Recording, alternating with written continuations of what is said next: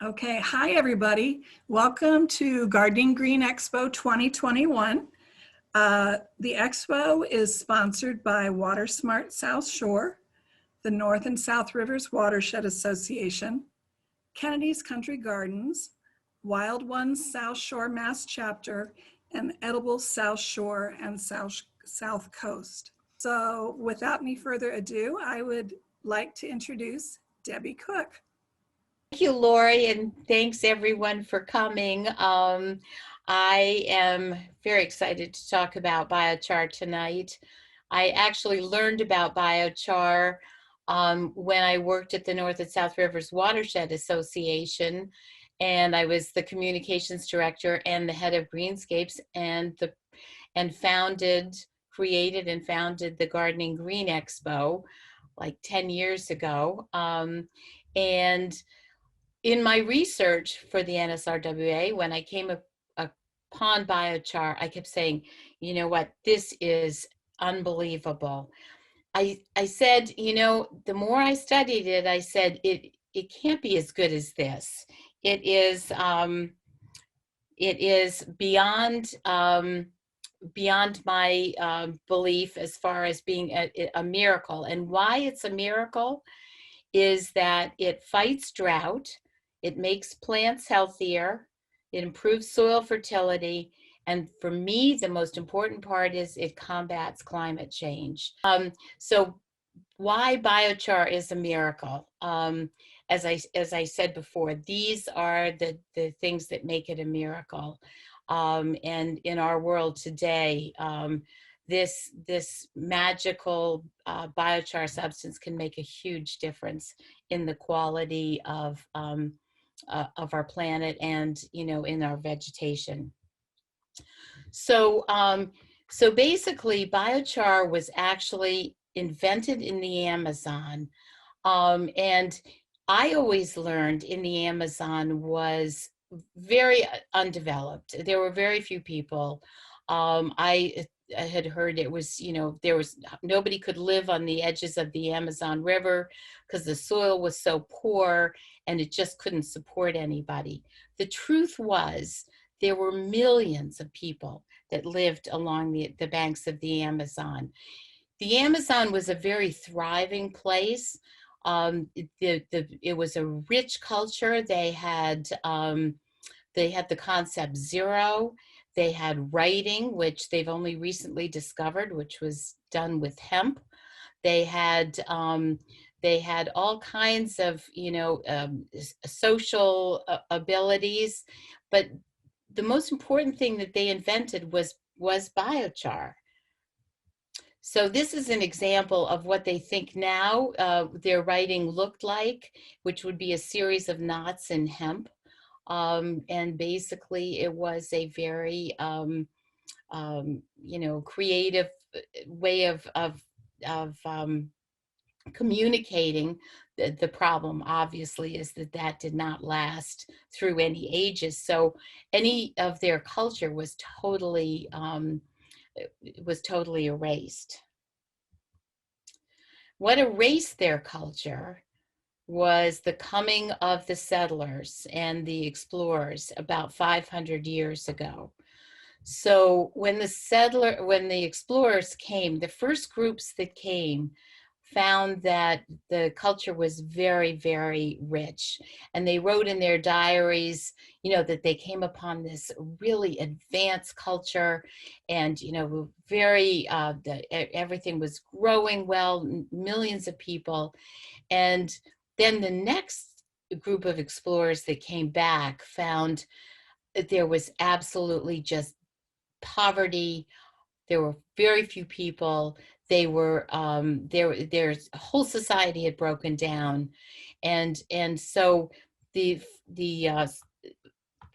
those explorers really thought the other accounts were actually fictional.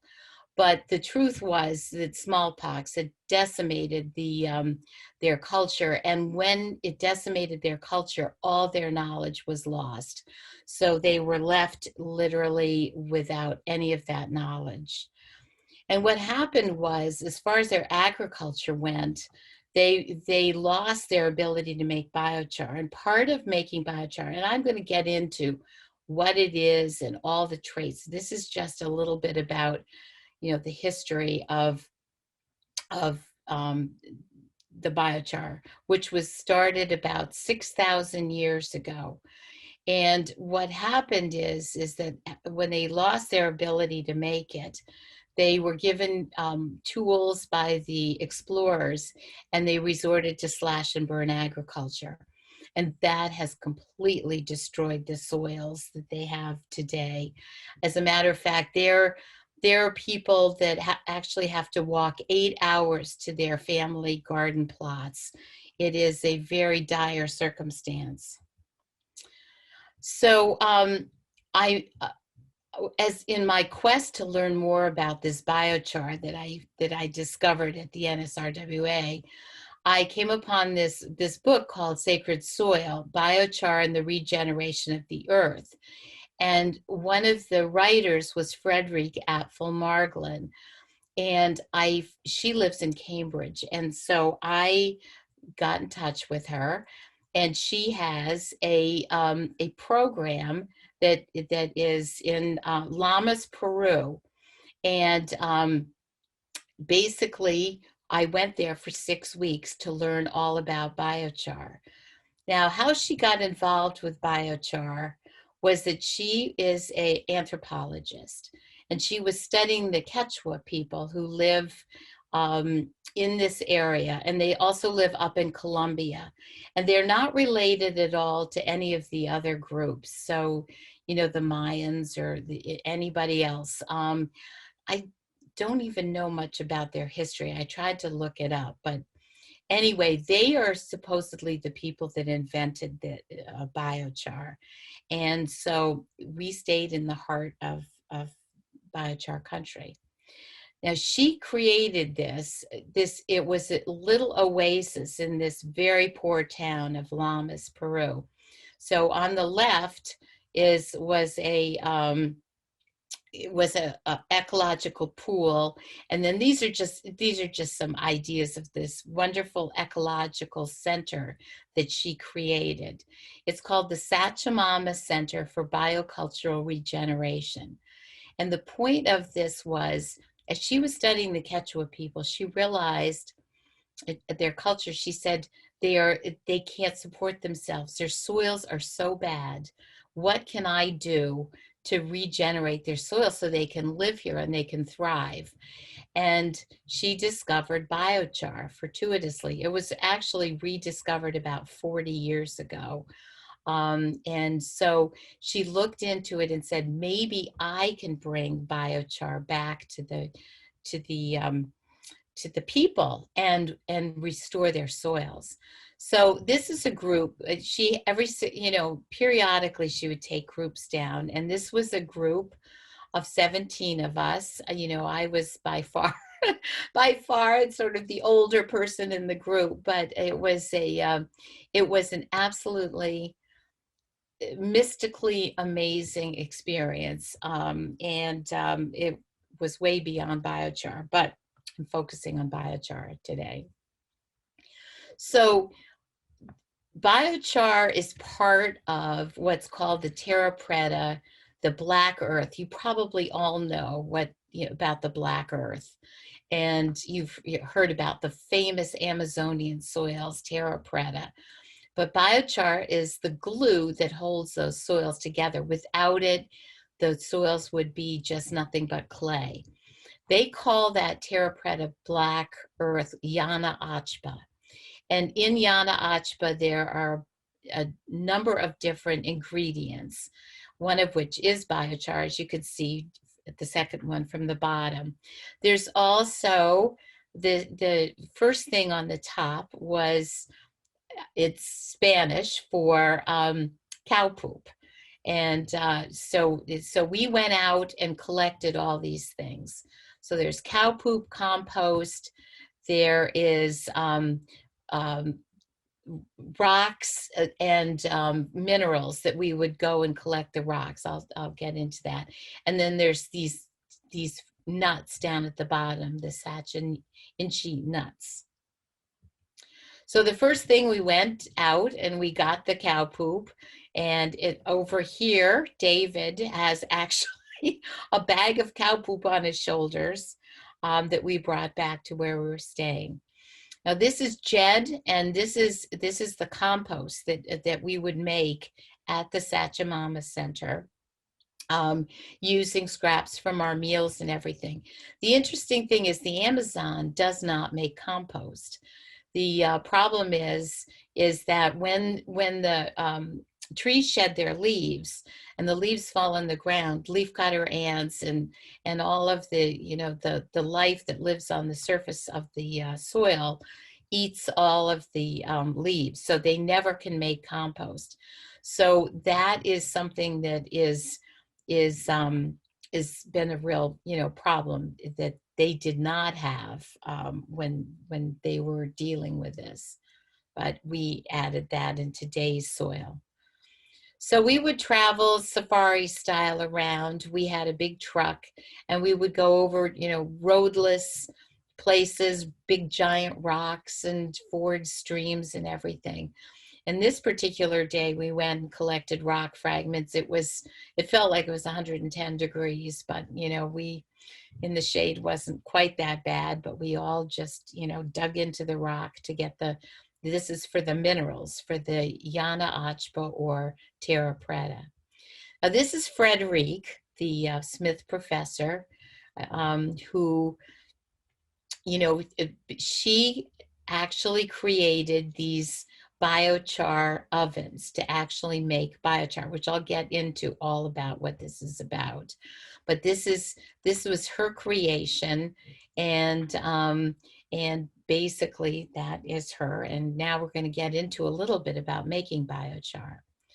So biochar is made with taking heat right here, and you take biomass, which is, we used coconut husks.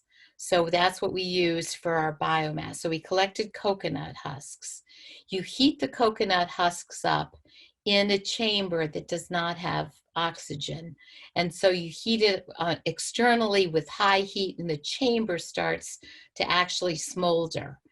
And from that, you get all of these byproducts. You get biochar, you get bio oil, which is actually something that you can use for something to fuel. It's a fuel, and you can get combustible gas, or you can get heat. So you can actually, during this process, you can actually heat buildings. But it's really exciting because you get these, and you also get, which I won't get into, but there's this product called wood vinegar, and that is from the condensate.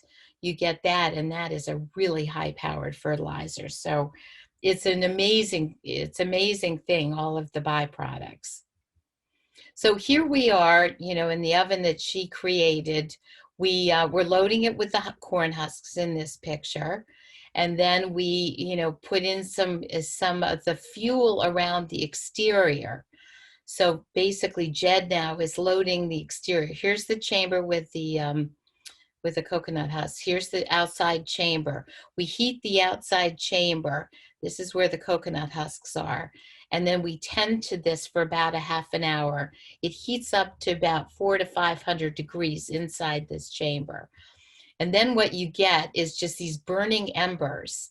So here, Pablo is pulling them out, and he pulls them out onto the ground.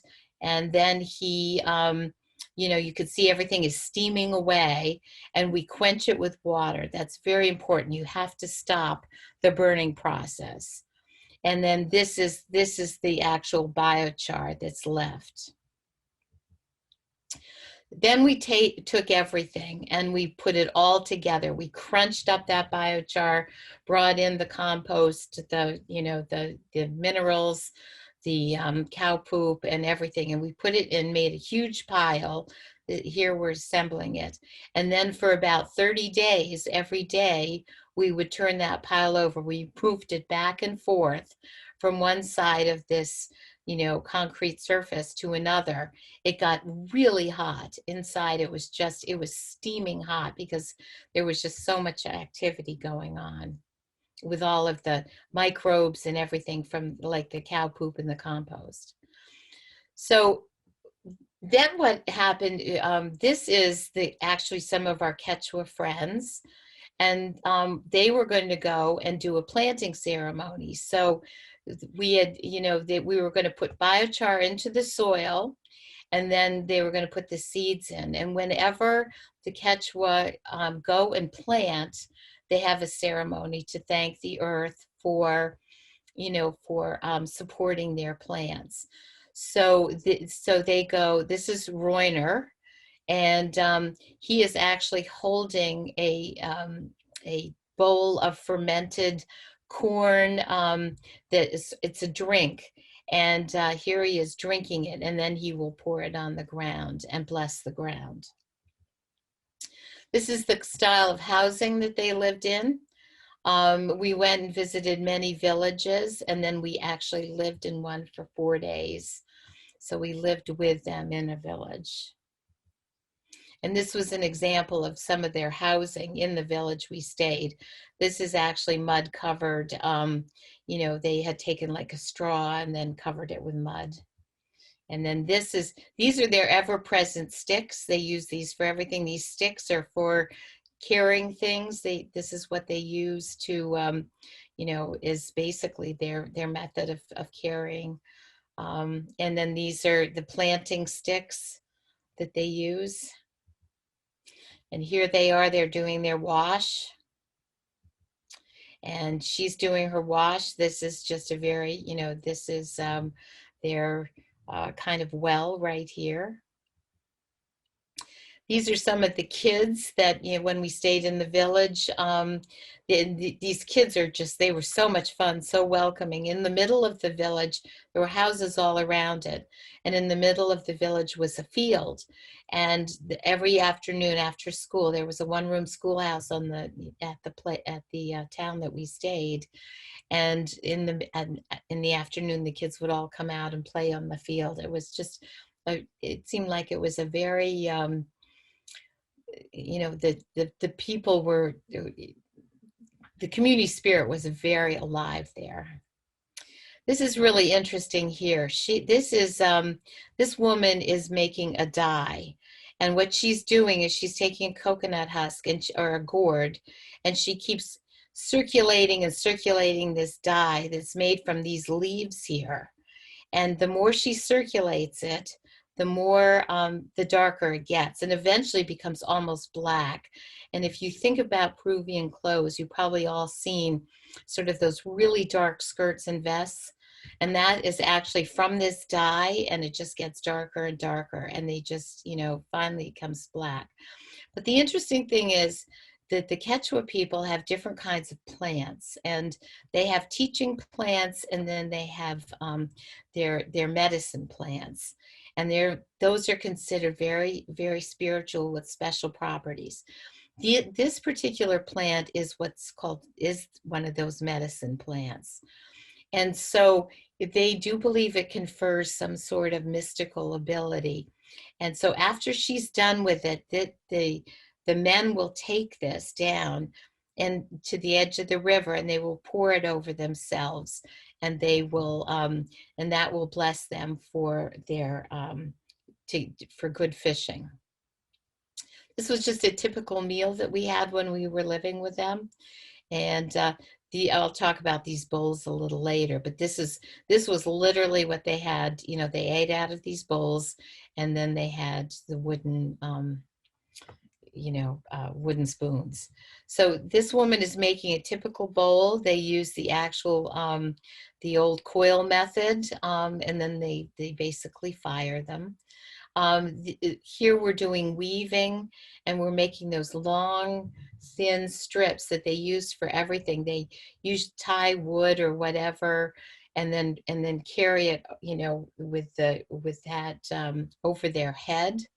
And so basically, these are mostly for carrying, but they do hold up pants. Here we are grinding the corn for the corn, for the fermented drink. And it's hours and hours and hours of labor, but this is still how they do it. So now I'll get back into what the topic is for the night. That was just an excursion into where biochar was discovered and where we're trying to, bring it back. So this is in Hanover. This was taken at the Grateful Garden, which was in Norwell a couple of years ago. And I don't know if any of you know that, have been there, but Todd Breitenstein did 2 garden plantings, and he put there was no biochar in here, and he put biochar in here. So these are the exact same planting plan, but you can see where the tomatoes are. They're up here. Do you see my pointer? And over here, this is where the tomatoes are here. So this was the biochar plant. And he was fully convinced of its benefits and used it when he had his nursery for all his potted plants. So what is biochar that I've been talking about? So biochar is nearly pure carbon. It is filled with pores. If you took 1 gram, this is way more than a gram. I'm talking about just something in the palm of your hand about this big. And you took the surface area and you stretched it out, it would cover 2 tennis courts. It's just pores that fold in and fold in and fold in on themselves. So you can imagine if it's just pure carbon with a lot of pores, that it can hold a lot of things. And, it can hold a lot of microbes and water. So when I said biochar fights drought, it can hold massive amounts of water, and the plants can draw from it, for days on end. And I do have there's all kinds of pictures of plants that have been sitting, out for 6 days or 9 days without water that have biochar in them that were still thriving. And actually, I did an experiment at Kennedy Gardens and forgot about it and left the plants, there. And with the biochar plants were still thriving days later. I mean, days later after, and of course the ones without biochar were dead. So this was just one of these technical studies where, that this was done by an Austrian Institute of Technology, but this is basically in coming off summer and the fall, and then basically it shows that with the biochar there's just a lot more water in the soil than without biochar. It can at every step of the way during the year. Biochar makes plants healthier.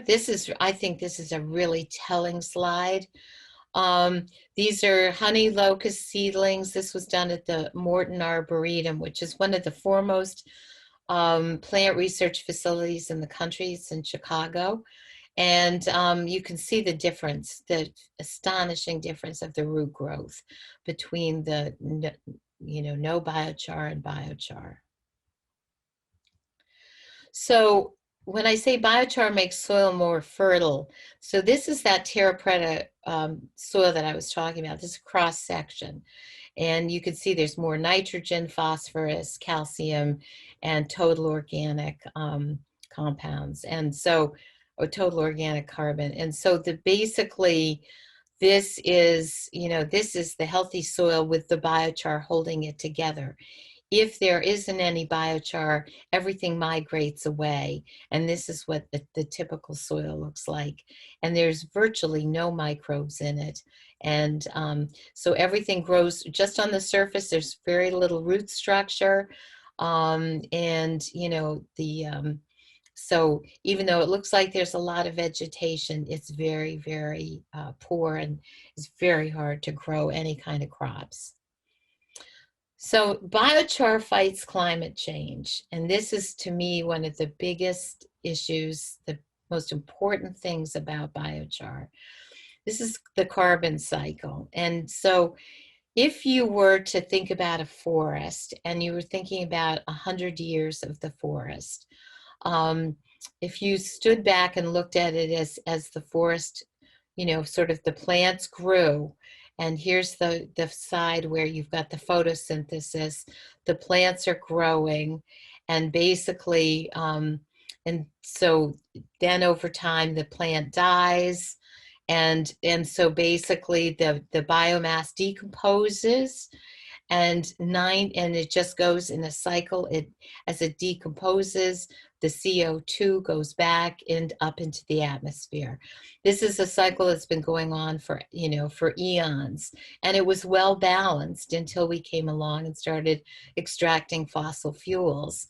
And then we added all kinds of things up into the atmosphere with the CO2 problem. So what happens here, if we go and look under the biochar cycle, we start with photosynthesis, we take the biomass, then we do the pyrolysis, which is basically you burning without oxygen, which is not at all like typical burning, and 50% of that goes into biochar. The other 50% goes into those byproducts, syngas and bio-oil, which is actually an energy source. But 50% ends up going back up into the atmosphere. So the cycle basically pulls out about 50% of the biomass and sequesters it in the soil.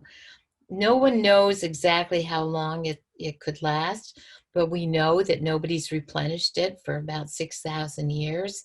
People think it could last well beyond that, but it certainly would give us, if we could use this, it would certainly give us a way of at least sequestering it for generations.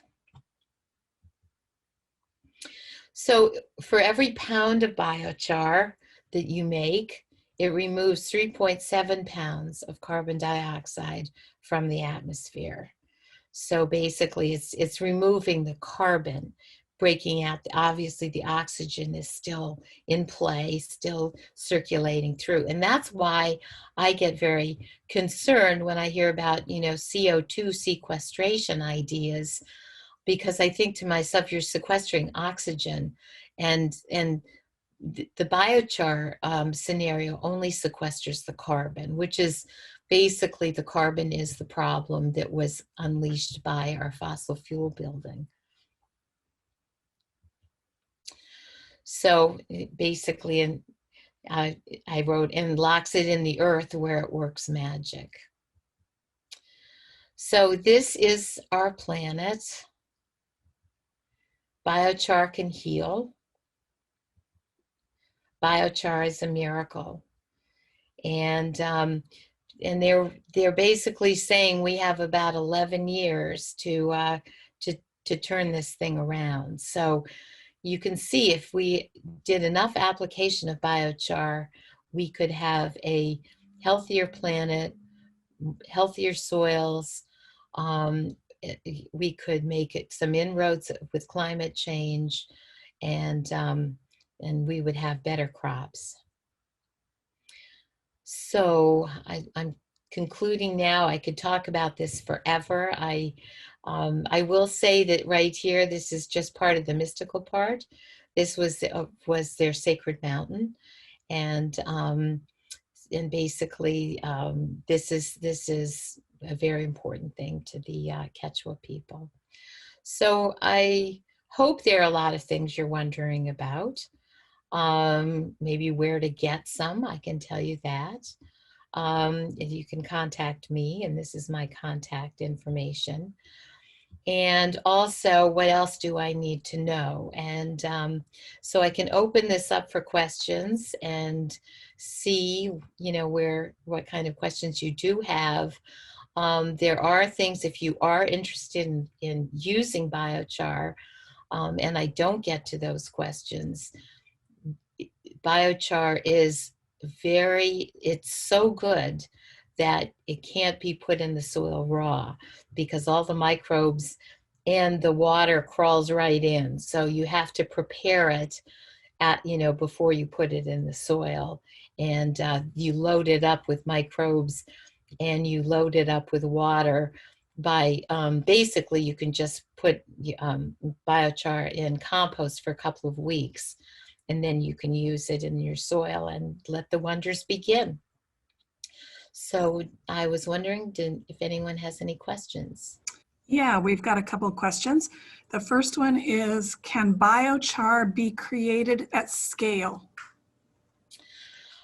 That is what the biochar industry is grappling with, and it's really important. I've actually come up with an idea about how to do it, to make some big inroads. But there's a lot of issues with making it at scale. First of all, it's not like having a factory and making Nike shoes and basically having a marketing plan and sending them out in distribution system all over the country. The problem with biochar is first of all, you've got to have biomass to burn, and you don't want to take it from a too great a distance. So that's one of the issues that makes it more regional. The way to do it at scale is to do it regionally, and use regional materials.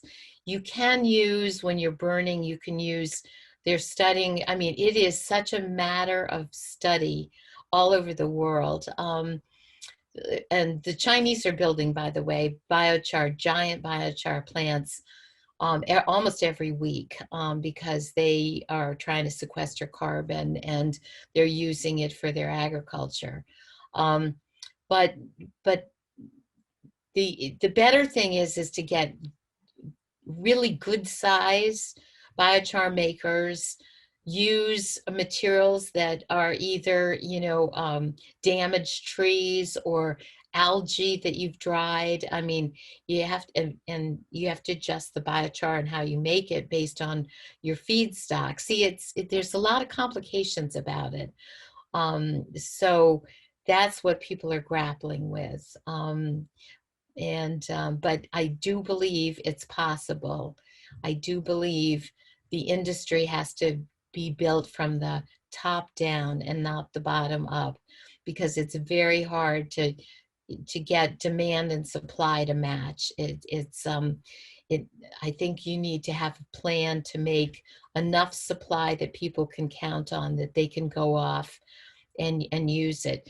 Biochar can be used in cement. It can be used in asphalt. It can be used on the side of the road to filter water as a water filtration system. There are many uses for it. So it isn't just as a soil amendment. Okay. The next few questions are, how do you apply this technique in your yard? Can you make it yourself? And is it complicated on how to create this? I have a little biochar maker in my backyard. There are little, Kontiki kilns and different things that you can get, but you can't, it's not something that you can make without some sort of apparatus. I mean, even like a 55-gallon drum set up with a drum inside, you can make it with. I mean, it's something you have to research, because it's different. Like my little system that I have basically is, it burns from the top down, and so that down at the bottom there's no oxygen, and it's got a liner, and basically the smoke comes up the liner and then burns at the top. It's fascinating. It's absolutely fascinating to watch. And then I dump it out, and then as I said, quench it. I don't, it people get charcoal and biochar confused, and basically if you can study it and do it without oxygen or minimal oxygen. That's the difference. You can tell if you've got biochar if you pick up the pieces of it and you clink it against your teeth. It makes a clinky sound, not like anything else. Charcoal is a hollow sound. This makes like a tinkly sound, and that's good biochar. Okay. Can you elaborate any more on your method of creating biochar at home? Well, you know, I basically my little container, I don't know if you can see it, is about is about that wide, and it's probably 3 feet tall. It's got it's basically, as I said, got you know, an outside. It's made of steel, and the outside has and there's a little air thing down at the bottom that I can close to close off the air. There's an inner liner with holes at the top, and the water and the air comes in and burns. I load it up with, you can't load it up with very big stuff. You know, basically I use um, things that maybe are a 1/2 inch diameter, and load it up with that, and then put, you know, and then start it as you would a typical fire with, you know, sort of newspaper and twigs at the top.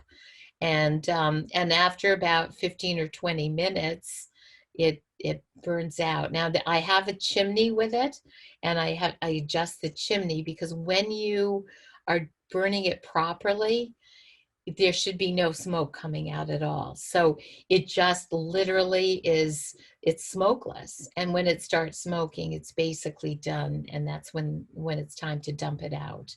There are a lot of other ways of doing it. The internet is full. The best resource to find out about anything to do with biochar is the International Biochar Initiative. It's a website, and there are all kinds of groups. It is the compendium of anything to do with biochar.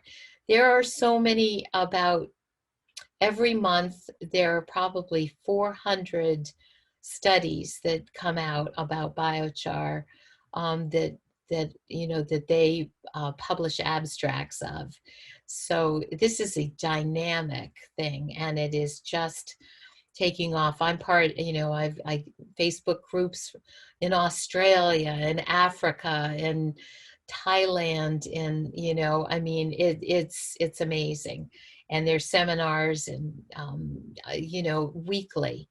So this is, there's a lot of people who've gotten sucked into it like I have. And we see its potential, but we also know it's not an easy, here we've got a miracle, but we've got to get over some of the obstacles for getting it to scale. Okay, the next question is, can biochar be added to soil to help cope with drought? Absolutely. Absolutely. You can add it to soil, but you know, there's different ways of applying it. If, for example, if you wanted to put it around a tree, and you know, you could actually sprinkle it on the surface raw, and it works its way in the soil. And as it works its way in, the microbes will start crawling in. If you can think of it like a condo for microbes and water, you know, they'll want to fill it. So, you know, in a drought-stricken place, you can just sprinkle it on the top and let it work its way in. If you're wanting to put it in something like a lawn, then I say, I tried that once just to see what would happen. I've been teaching this for a long time, and I said, I'm just going to see. And it it did not go well, because you know, all the microbes did crawl in, and in a year or so, when finally it balances out, then you know, then it'll be very productive. But so it's really important to make sure it's, you know, you've got the microbes and the water in the soil in an active growing environment, if you're going to put it in your garden or on your lawn or something. Okay, the next question is, there are so many biochar products on the market. How do they differ?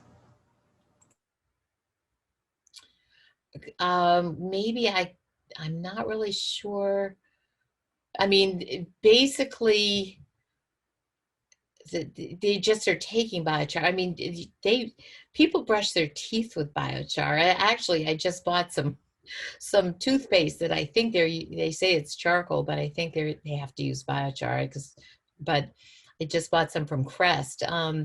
It, there are a lot of products with it. And I think it's basically that same biochar. Now, as I said, the biochar also has different qualities depending on the feedstock. So, there's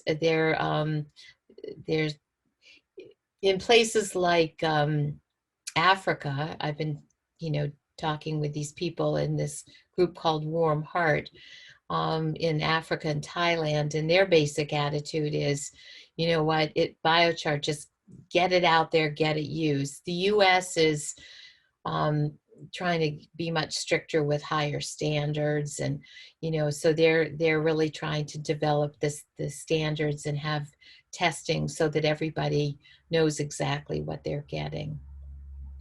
Okay. It is a dynamic, organic material, and um, it's uniformity is fairly difficult. Now, I bought 1,200 pounds of biochar that I've sort of been dividing up to let people try. And that all came from one place, which is a wood burning plant in New Hampshire. And the person that I bought it from has tested it. It's quite consistent and, and verifiable. Okay. The next question is, how much do you use in a 3 by 3 foot compost pile or a 10 by 10 foot vegetable garden? So I would say, basically I say that in about a 3 by 6 garden I would use about a gallon. You can, what I say is, if you, let's say, get a gallon of biochar, this is kind of a good ratio, and you get a bag of something like Coast of Maine, a cubic yard of that, and you cut it open and you sprinkle the biochar into the bag of Coast of Maine, and let it sit for 2 weeks. That should cover about a 3 by 5 garden, 3 by 6 garden. You don't want any more than 10% in, a volume. It can be too strong. Okay.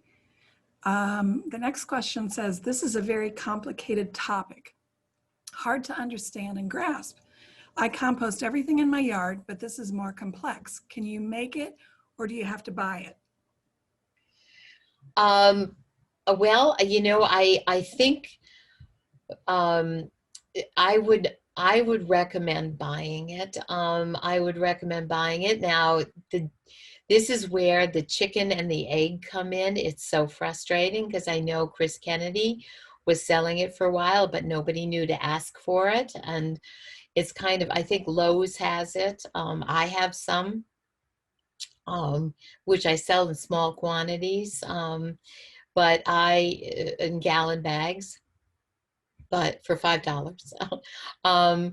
But it is a complex subject. And so most of the people that are making it themselves are people who, I would say, either are just obsessed with the concept and its possibilities, or they're tinkerers and they like to, play with different ways of making it. And you are totally right. It is a very complex subject. And so I think that's, it's in the realm mostly so far in academia, and it's starting to come out in you know, in the retail environment. But once again, a lot of people, you know, they hesitate to invest in the equipment because they're not sure that anybody knows about it, and they don't know to ask for it, and it just goes on and on like that. Now there is a guy on the Cape. His name is Bob Wells. It's a fascinating story, and tell you quickly, Bob Wells is a guru in the biochar industry. He lives in Eastham, Mass. And if you know Eastham, they're famous for their turnips.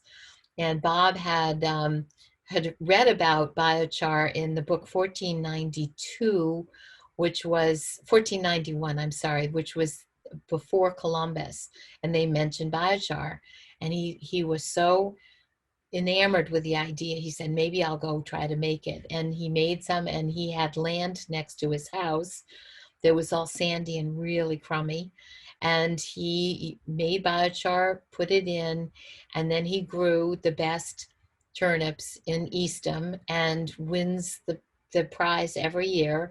And he's now in the business, and he is making it he's got a facility in North Carolina. And remember when I said that, you know, they're byproducts? So if you have a big enough biochar production facility, you can actually, he heats a wood drying facility, you know, he dries lumber with the wood, with the heat from the biochar maker. Then that's his big thing, is to harness it all. You know, if you're going to make it on a larger scale, harness all its benefits. Okay, the next question is, what products do you use to create your biochar? Are different items burned to create different biochars for different applications? That is a very good question, and that is what they're grappling with now. You know, is I think basically, you know, the concept of biochar with the pores and the carbon is pretty uniform. So it's basically, what's the size of the pore? You know, if you're using algae, for example, obviously you're not going to get the pore size that you would if you had a hardwood. So, so I think those are some of the things. But, you know, the product of biochar is pretty much that piece of carbon with lots of pores. I mean, if that's what it, you know, that's what you come out with. Um, for different applications, I don't know that people really are drilling down that far into, you know, into the different qualities, but yeah. Okay, the next question is, it looks like the creation of biochar pollutes the atmosphere during the heating of the char. How much energy is used to make a gallon of it? So, so basically, it is actually a net. It is. Let me, because the 50% is, you know, goes in, is sequestered, and the other 50% you can use for energy. It basically is about 50% that goes into the atmosphere, and the heating up of it is basically factors into this equation, and it's not, it is not polluting. You know, basically there is not the smoke or the you know, it's really just the gases that come out. It's been approved in a lot of places with their DEPs and you know, their biochar makers all over the country that, you know, that have been approved. It's not considered, you know, it's certainly not like a, you know, wood burning plant with biomass, because the whole idea is that you are, you know, sort of using the gases, heated up gases to literally to burn. I don't know if that it's a complicated process, but it is not your traditional, what you think of as you know, the smoke and everything that comes from like a forest fire.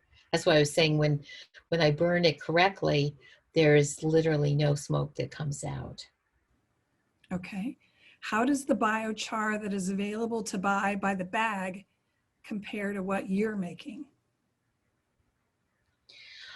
Um, yeah, I would say probably they're pretty much the same. You know, the what I have by the bag is basically what I bought from this guy named Hugh McLaughlin, who is another guru of biochar, and he's very much into the, you know, standards and the testing of it. Mine is, I think, comparable. It's not. I take a brick and I don't get big quantities, so I'm basically using it for myself. But I put it in a bucket and I take a brick and pound it down, so that it becomes, you know, quite a bit finer than when I first quench it. But I would say I'm probably as good. It's just not been tested. Okay. The next question is, I found Wakefield biochar on Amazon. Is this acceptable? Field biochar? Wakefield. Oh, Wakefield biochar. Yes. Oh, yes. Yeah, yeah, yeah. Yep, Wakefield biochar. Absolutely. Yeah, Okay. that would be, you know, the thing is just to make sure, you know, if you buy it, you just pay attention whether you're buying it raw or you're buying it in compost. Now, the guy I was talking about in Easton, when he makes his biochar, he will only make it, he will only sell it in compost. It's all been filled with you know, microbes and water, and it's ready to go. He's so worried that people will not do it right, and then it will hurt the you know, the cause of biochar. So that's, you know, that's the point, is just to be educated about it. Okay. And it looks like the last question is, do you have a source you recommend in Connecticut? Um, a source in Connecticut. No, I don't have a source, but I have an interesting story about Connecticut. There's a guy in Connecticut that's making biochar with human waste.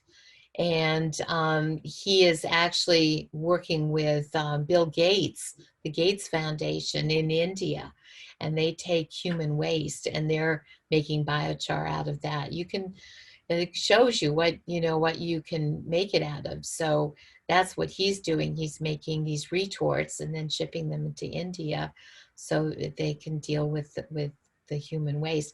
And I forgot to say that when we were making our Yana Achpa, the terra preta, and we were using the cow dung, while we were in the Amazon, research came through right while we were there, and archaeologists had finally figured out, they always tried to figure out why there was ceramic pottery near all of the biochar, the terra preta.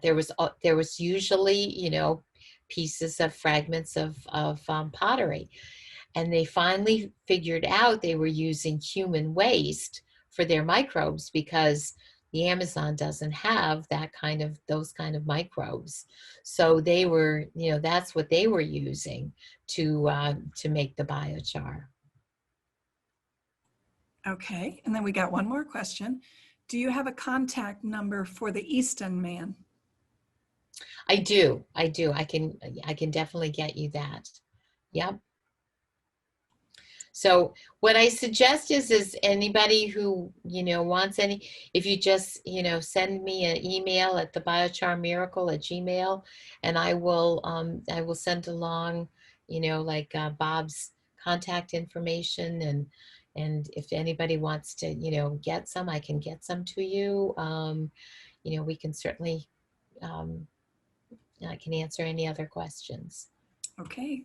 Thank you so much, everybody, for tuning in. Thank you Thank you, all. Debbie, for sharing all your knowledge. Well, thank you all for coming. All right. Good night, everybody.